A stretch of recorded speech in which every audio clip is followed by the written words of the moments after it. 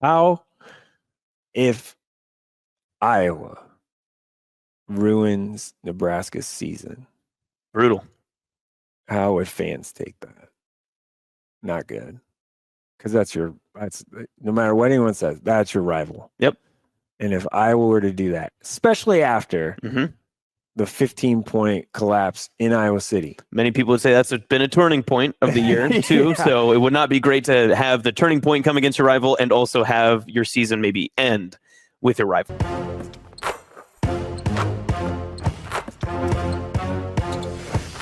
Welcome back. Another episode of Nebraska Shootaround. I'm Austin Jacobsen in for Anna Bellingshausen today as Mike Sautter joins us once again. And Mike, let's start. Fill in. Trying to. Guy. Trying to. Let's start on the women's side for the Husker hoops. Good win at Northwestern, 98-77. Yeah. And kind of just taking care of business, but that's not always been the case in this last stretch for the Husker women. Yeah, tough go. Some games they jumped on Northwestern early. 31 points in the first quarter is a lot. In a Division I women's basketball game, 31 points in a quarter is a lot. 31-18, shot it really, really well. For the game, 10 of 22, 45% as a team from three is amazing. 53% from the field as a team is amazing. That's pretty good. So, jumped on them early and just kind of controlled the game. Points in the paint, both teams even there, but Nebraska had 11 more second chance points.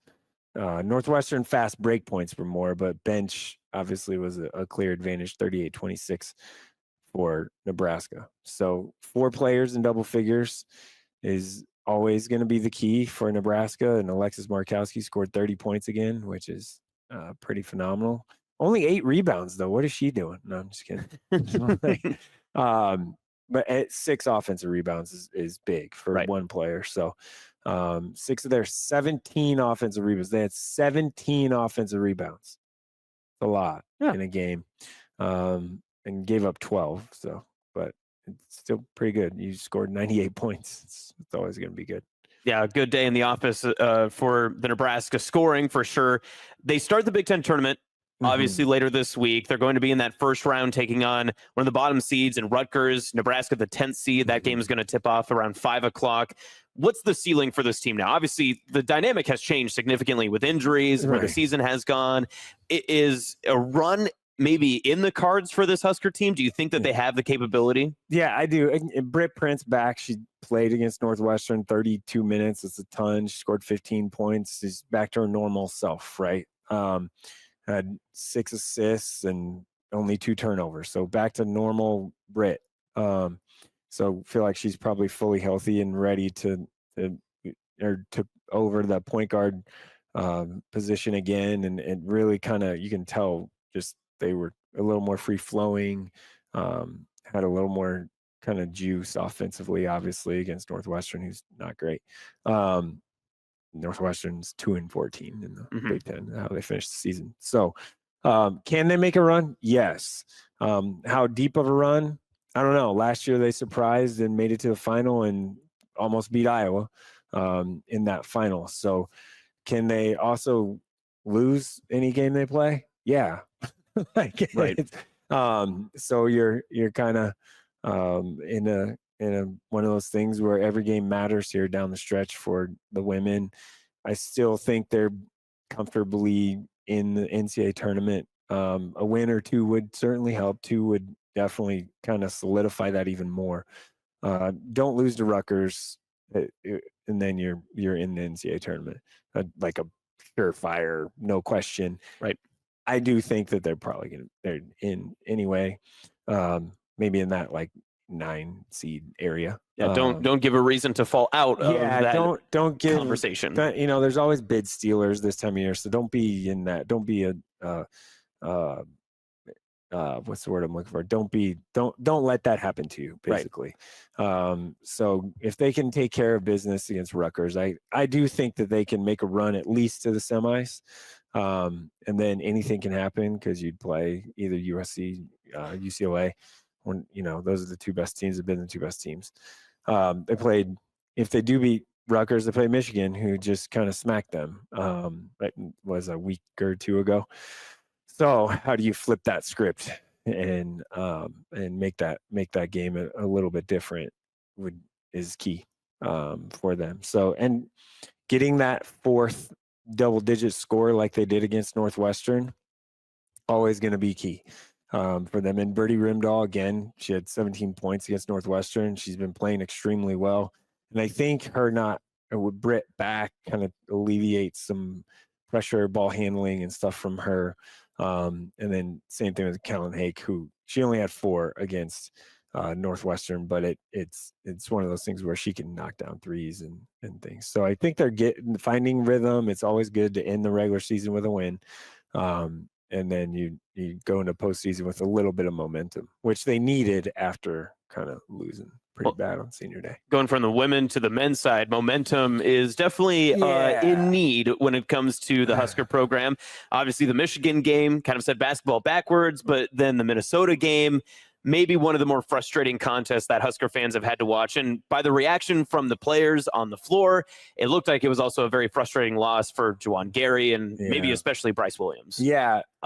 So you set basketball back. I actually really thought the Michigan game was fantastic. Of course you did. Because you're a basketball sicko. That's okay, Mike. That's okay. Defensively, I thought it was awesome when we talked about that. I thought it was great. I'm like one of few people that thought that game was awesome. So my one thing with Nebraska men in that game against Minnesota was you played so crisp, so hard, gave so much effort against Michigan. I mean, they played so hard. Both teams did.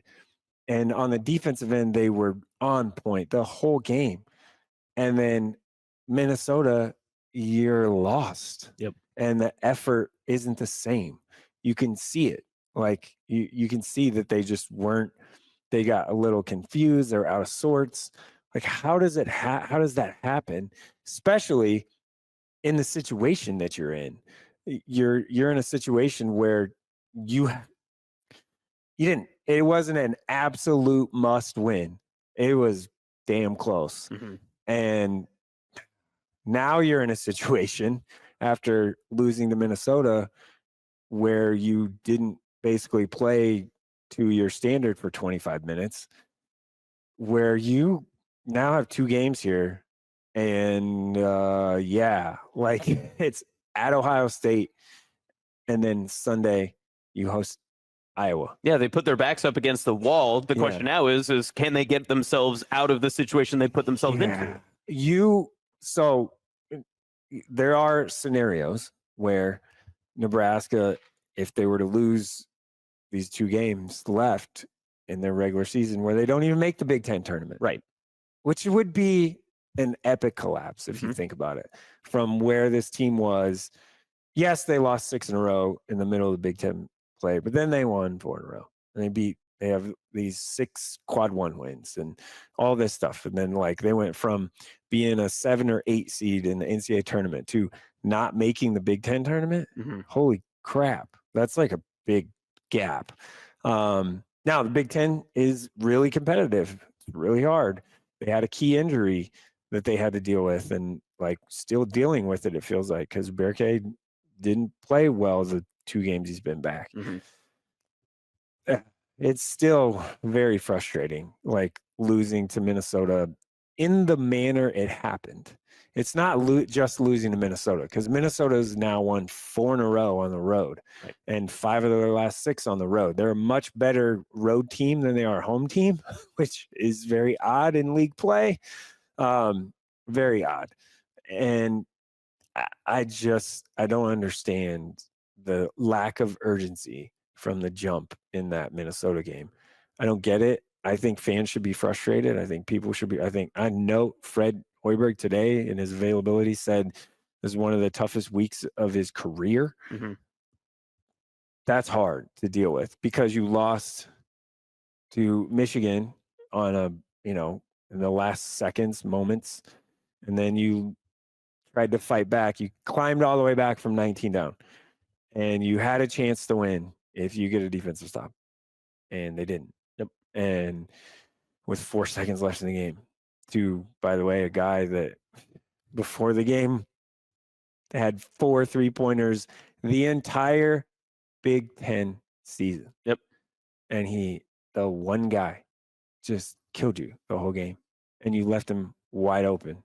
So obviously we don't need to go into the full detail about breaking down, the X's and O's of being at Ohio State on Tuesday and then Sunday at home against Iowa. Must win. Yeah. Absolutely must win, as close as you mentioned the Minnesota game. The Iowa game is an absolute must win. Mm-hmm. There's no doubt about it. Right. Like there's no question. People can say what they want. It is an absolute must win game. Especially if you lose to Ohio State. If you beat Ohio State, you might have a little grace there. Don't give them that, Mike. But you can't do that. It is not. It is because it would be a 7th quad 1 win. Right. And that's huge. That's a tournament resume that is huge. The ultimate Jekyll and Hyde team. Yes. But if you even if they do beat Ohio State, you have to beat Iowa, because then they're already squarely on the bubble, like right at first 4 out, first 4 in, or last 4 in. They might be Team 64. Yeah, to be honest. They might be right there. They're right in that right now. So you just have to go out and play with the same urgency and same effort and that gritty, grimy way. Saying that in quotes because it's been overused this year by everybody. You have to do that in order to win at Ohio State. I mean, you just have to.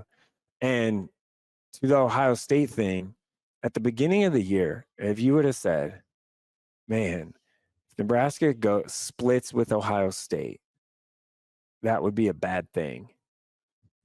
You would have never thought that. Right. Because you would have been like, yeah, win at home, lose on the road. Yeah, it happens all the time. Mm-hmm. But now you're like, they got to win at Ohio State. Yep. Like, it's like you have to sweep Ohio State, and it would be the first time in forever. Like, all of those things are so important. It's such an important game on Tuesday night. And it's one of those where, like, how do you bounce back? This team has done it, though. Yeah.